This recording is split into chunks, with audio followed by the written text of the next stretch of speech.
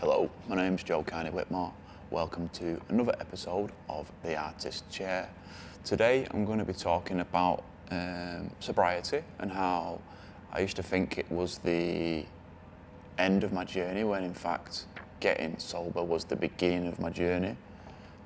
And so if you're on that journey yourself, if you're just starting, or like me, you're a few years in and you still have no idea what you're doing most of the time, then this video is for you.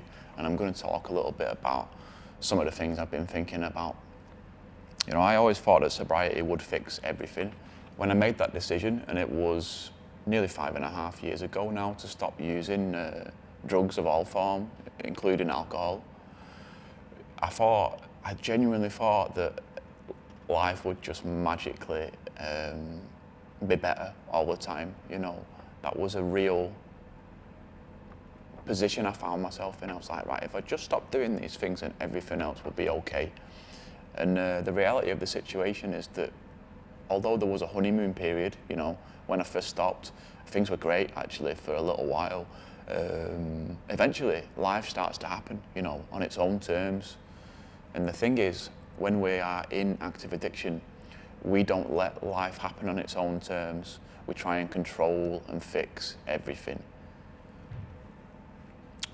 You know, I don't think there was a key moment where I realised that sobriety was the beginning, but it definitely dawned on me over the space of a year or two, let's say, that there was still a lot of work to be done. Like I mentioned, I was really naive to think that although these things were massive issues in my life at one time, that if I removed them, then everything would just get better straight away. And I think coupled with that honeymoon period that I experienced, you know, it left me really confused when things started to go wrong, when things didn't work out the way that I expected them to, when, you know, I had bad days as well as good days, and when things happened in my life that were out of my control, you know. I wasn't really prepared for how best to deal with those things.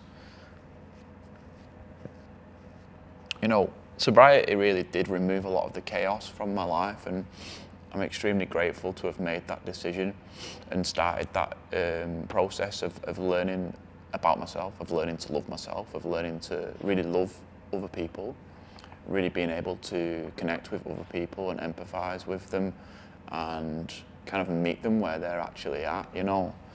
That was a real and continues to be an absolutely massive gift of sobriety. But I mean, the person who am I now, you know, is still a question which is on my lips all the time, and I think it's really important for me to acknowledge that despite the fact I am 5.5 years in recovery and on this journey, a lot of the time I still don't really feel like I know who I am. I have moments where I really do, you know, but they're very fleeting. They come and they go, and they're not fixed, and they don't stick around for very long sometimes, you know, and other times they do. And when, you know, when I do feel like I know who I am, like things go well, let's put it that way. And when I don't feel like I know who I am, I still have a great difficulty accepting that that's just the way things are, you know. Speaking as an artist, you know, I'm a visual artist, and I'm a writer, and I love poetry, and, you know, I love anything creative, that's the truth of it.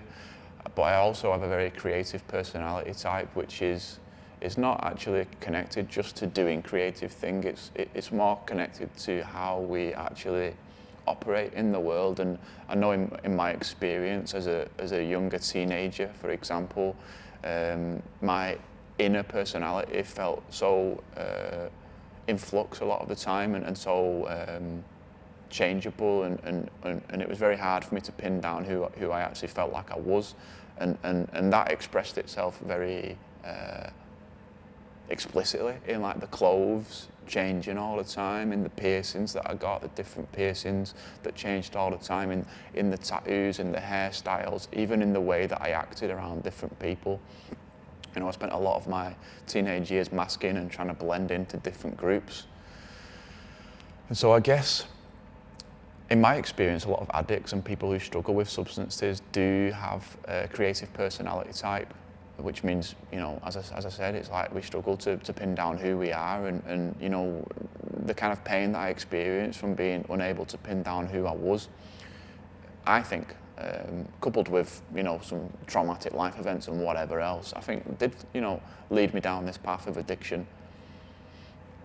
And now that I'm in recovery though, I have got new tools, and, you know, part of me starting this channel and beginning to talk about these things in a longer format is because, you know, there's been some absolute gifts of recovery, and some of the things that I do now every day, I never would have imagined that I would benefit from doing back when I was in active addiction, you know.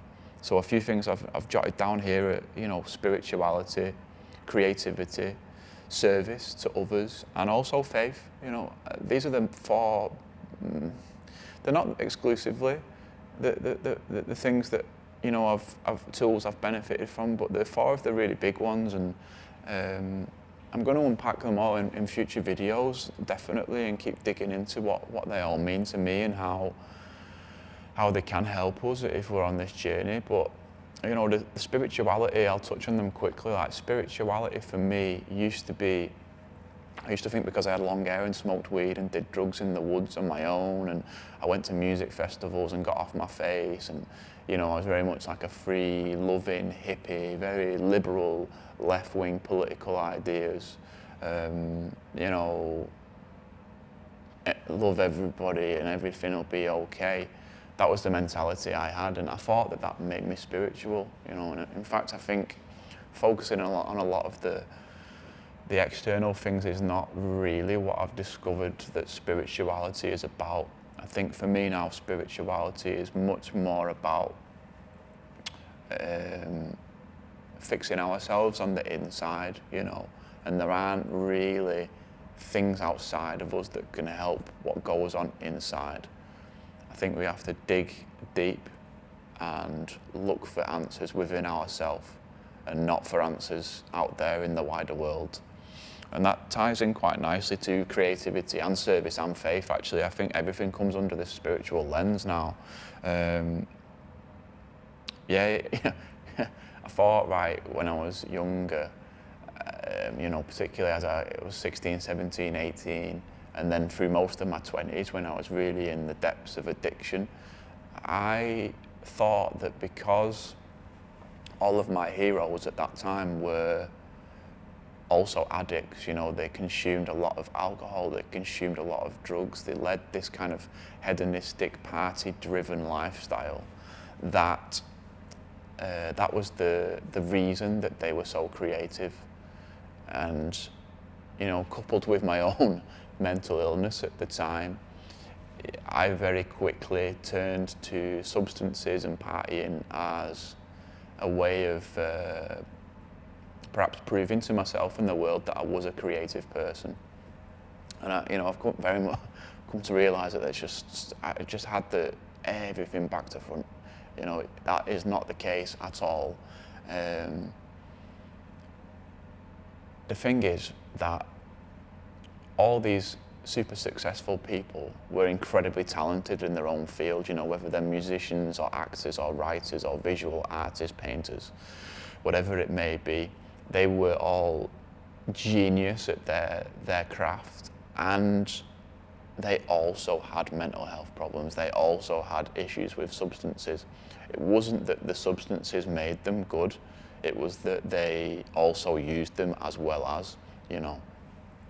And I think writers like Charles Bukowski, for example, are a really good example of this and how it really operates. You know, people seem to put him on a pedestal as being this kind of great down and out writer, you know, alcoholic and everything like that. But I think looking at the situation clearly, he was a bit of a lottery winner in some respects, you know, because I think for every Charles Bukowski that makes it, there are 10,000 Charles Bukowskis that never make it.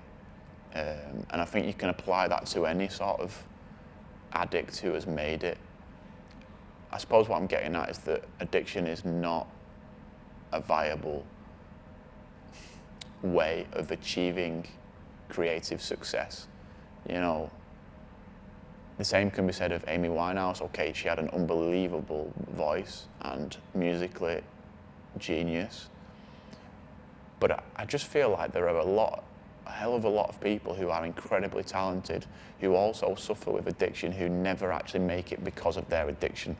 And so, creativity for me, went off on a bit of a tangent there, didn't I? But creativity for me has like absolutely boomed since I've stopped using drink and drugs to change the way that I felt.